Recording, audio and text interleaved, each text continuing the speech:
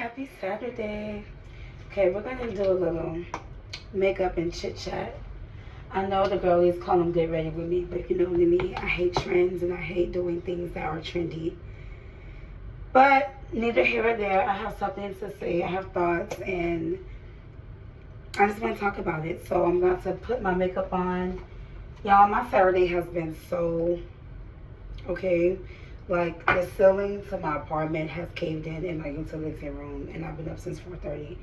But we had an amazing Pilates workout today, per. And yeah, so now, okay, I guess I should tell you what I'm using. I'm using the Ulta Beauty Collection. This is the Soft Blur Face Primer. I think that's what the girlies do. So I want to talk today about women and why women struggle so much with food, why women struggle so much with eating. This is something I really want to talk about, honestly, truly. And it's not that I'm the first person to talk about this. I'm going to be dropping a lot of people's names in here whom I've gotten even more insight on from, because I love research and I love data analysis and I love analyzing data. And so I don't like talking about things I don't have the facts to prove my claim. So anyway, I'm going to go in with the Morphe. I'm about to get some more today. This is Honey 8W. I'll start with this first. So let's get into my hypothesis on why so many women struggle with eating.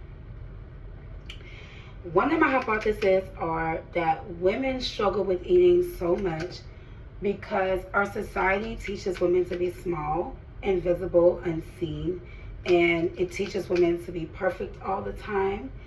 And I think that food becomes the place where women actually have the space to just exist and just be. You know, they have to be a certain way at work, a certain way in society, a certain way in marriage, a certain way in relationships. And food is really the only place where women just don't have to perform. They can just be.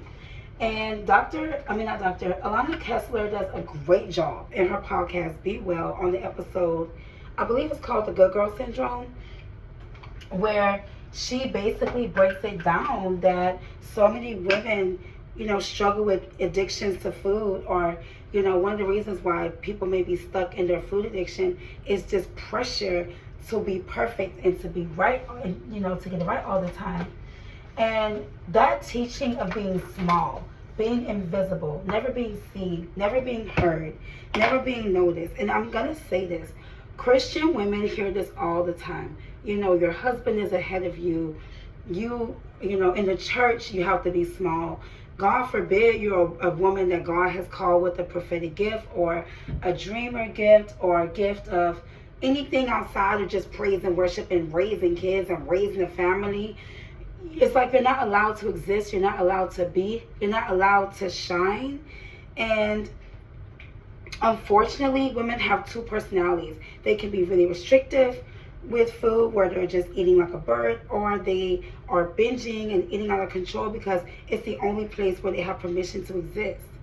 Other ways that women can show up in other areas outside of food are extreme type A personalities, just a super type A. Now, I am type A, but y'all know what I'm talking about. That macro managing type A, the type A that makes everybody on edge, that type A. And it's really a cry to be seen, to be heard, to be known, to be loved, and to be fully you. And when it comes to food, I just honestly think that women start to feel like they either get more restrictive or they just lose it all, because everywhere else you're performing. You're not even being authentic. And some women don't struggle with this. Some women don't. Some women absolutely. I don't want this video to be too long, but I can't promise that. I have a lot to say.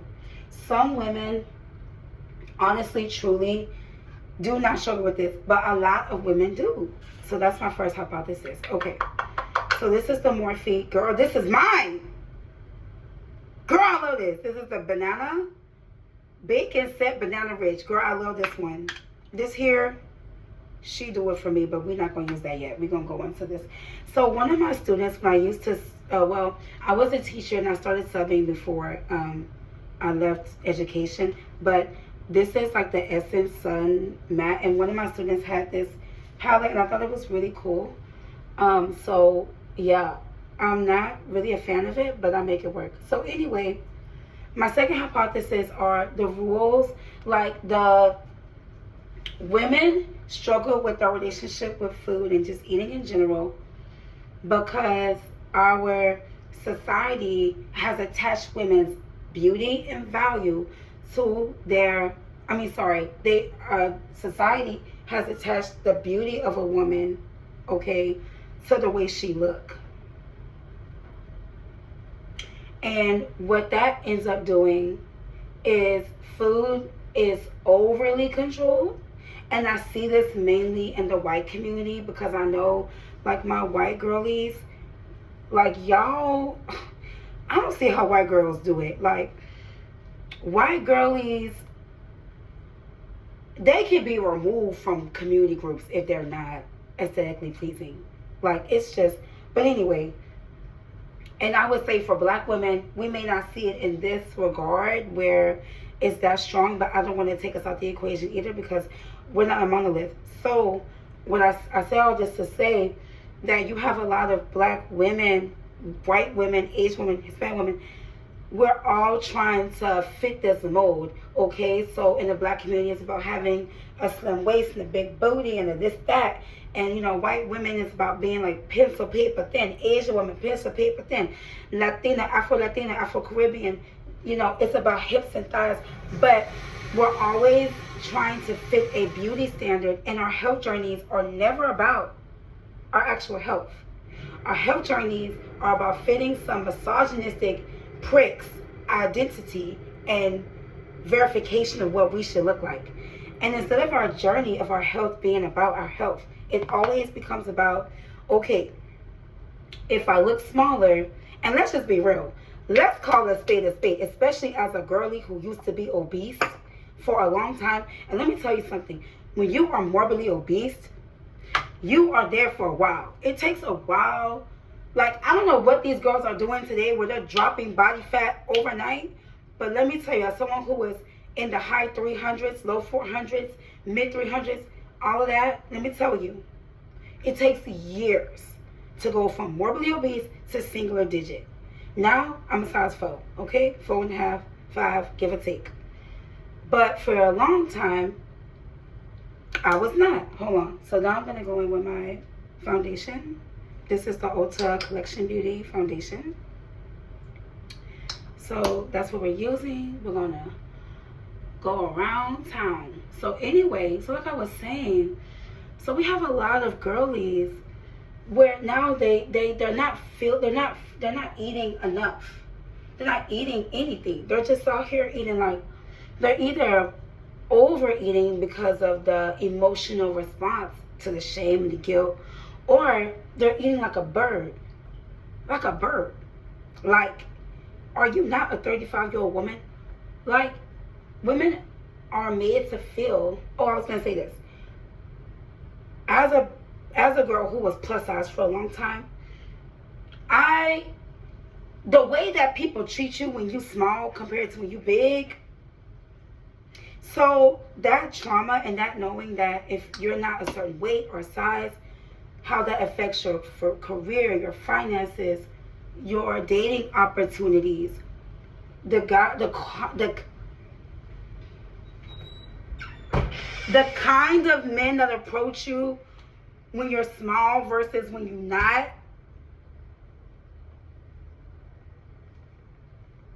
I'll wait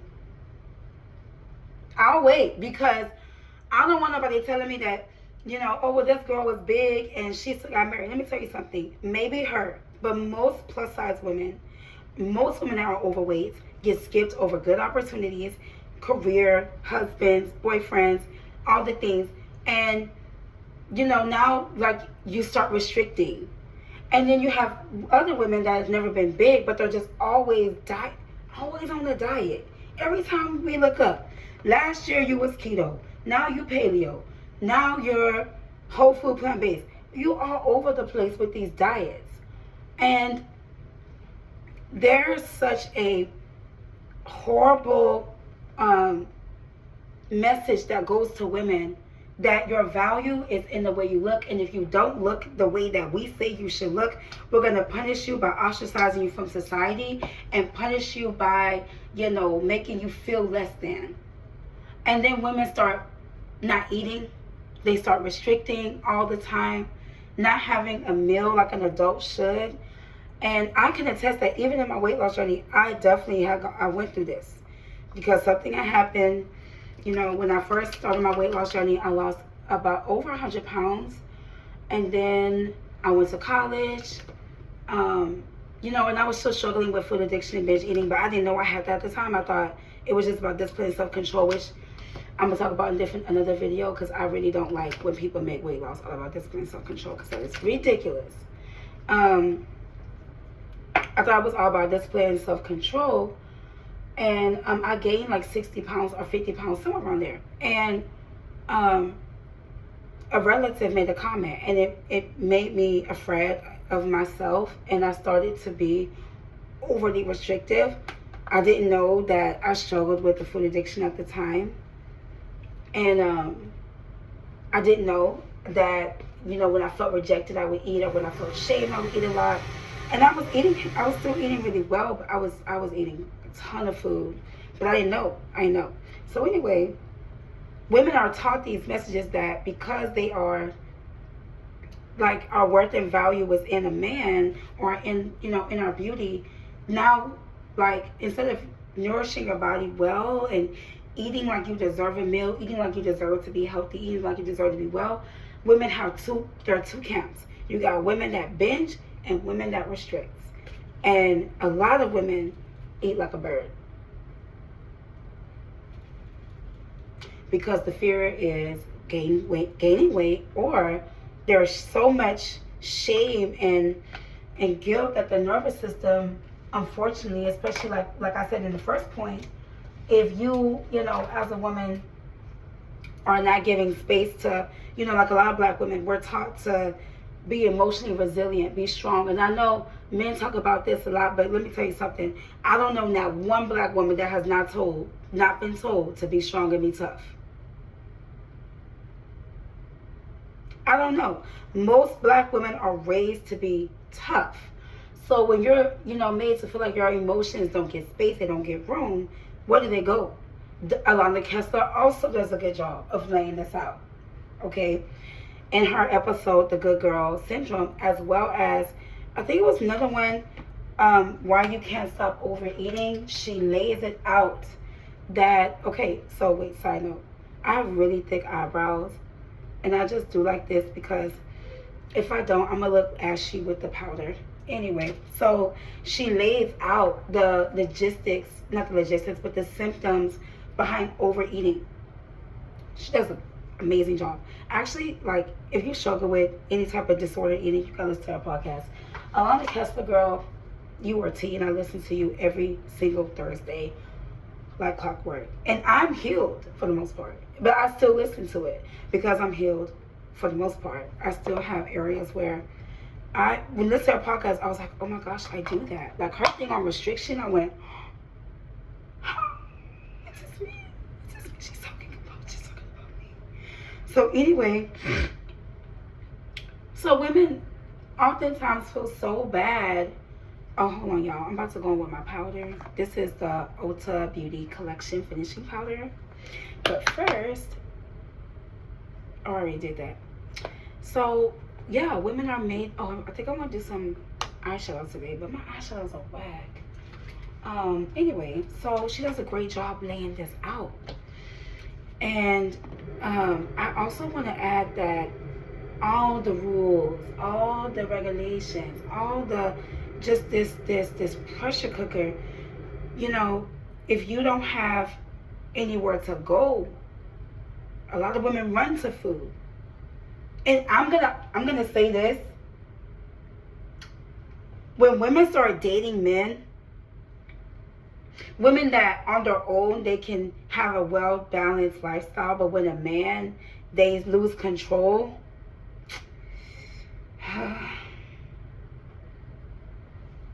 that's saying something. It's saying, I think it's saying, I wish, I long to be free, and I don't know how to be. I do. I do think that when women start eating like their boyfriends, it's something deeper. I do. I think it's this deep. I do. I think it's this deep. This is ColourPop. Girl, I don't know these colors. I've been having this since undergrad, I think, or grad school. This called, girl, I don't even know. It's a color. But, yeah. There's so many women that have these subtle messages that keep them stuck with food. And why food? Because if I can control my food, I can control my shape. Or I can't control anything else, but I can control food. And I'm going to be really restrictive and really rigid and really controlled. That was me. Or the opposite that I used to be. I feel out of control. I feel all over the place. So I'm just going to eat everything. Because what I really need is relief and a break and a this and a that. And I need permission to express myself, but I can't express myself because as a woman, you're told to do da da da da da da da. So I'm going to I'm going to eat everything. And I'm going to say, oh, I just like discipline.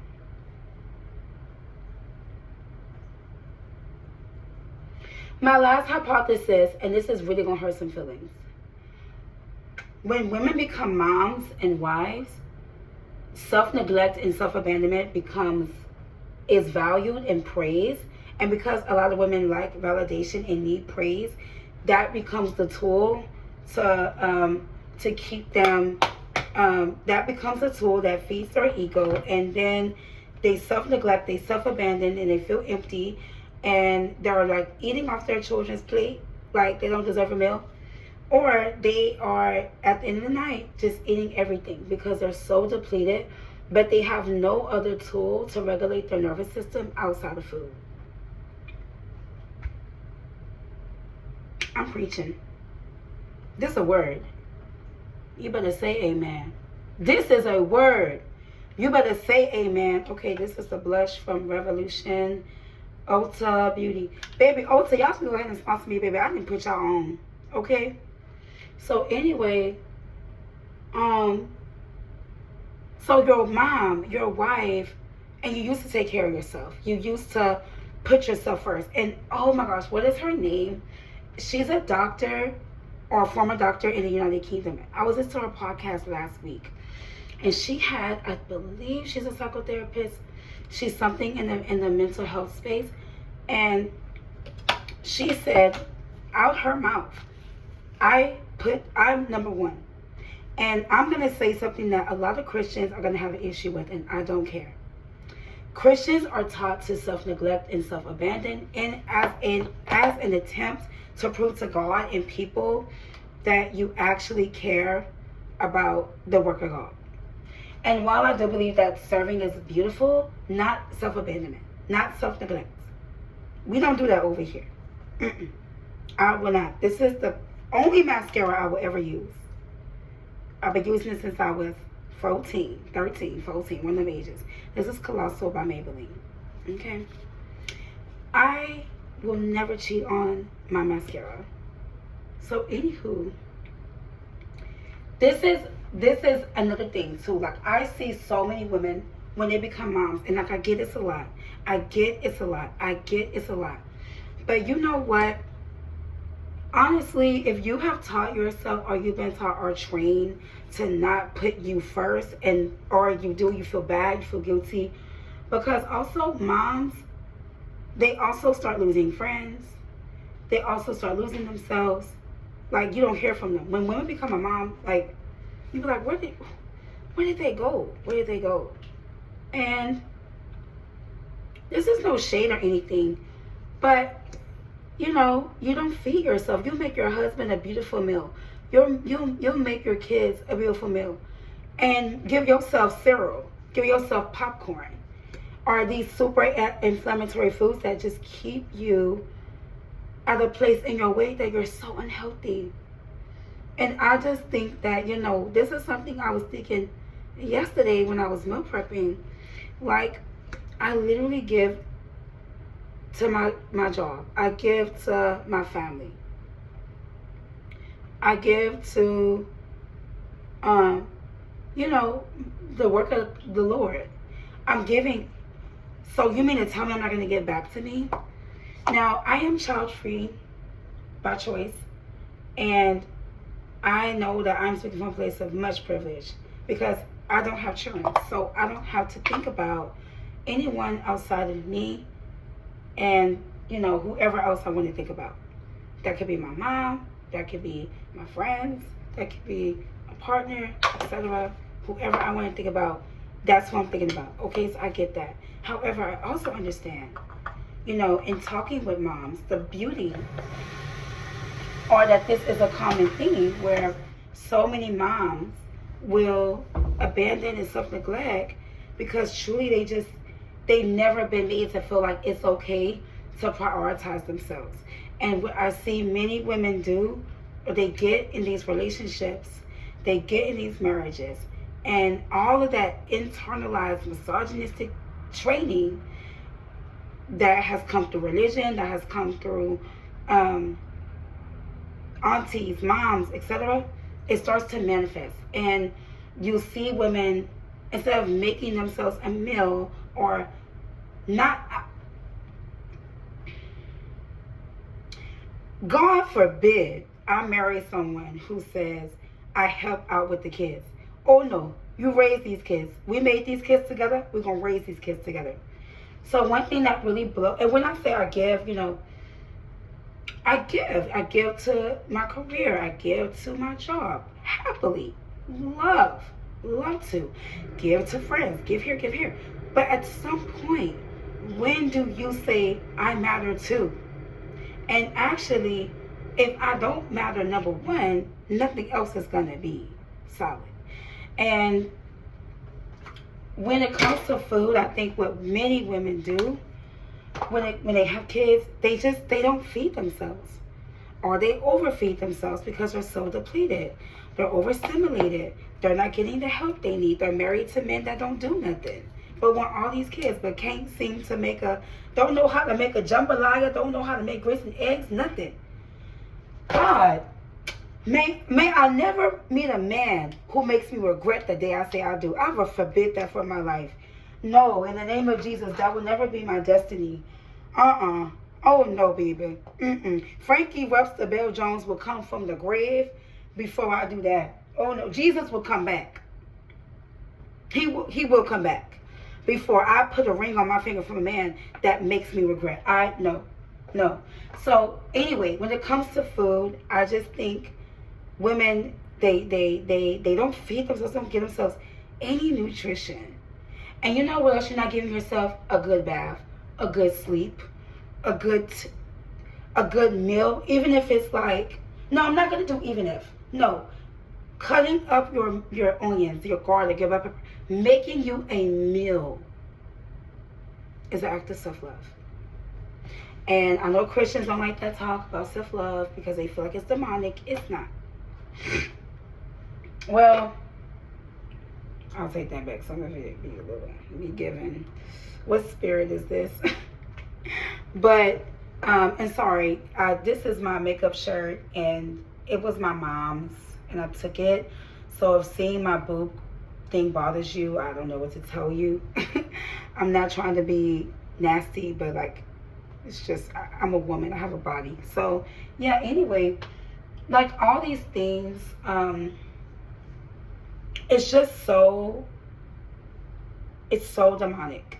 I mean, not demonic, sorry. It's so hard to see women live a life where they're just so under so much suppression and not feeding themselves, not giving themselves a meal. I just want to end this by saying, women, we deserve to take up space.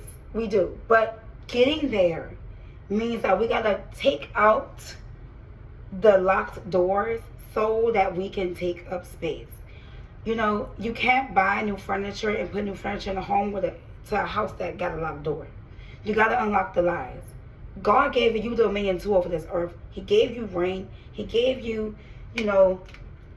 authority. He gave you power. He gave you a self-will. He gave you, leadership skills. And I know some people don't want to hear this, But this whole, the man is the only one that leads, y'all, please.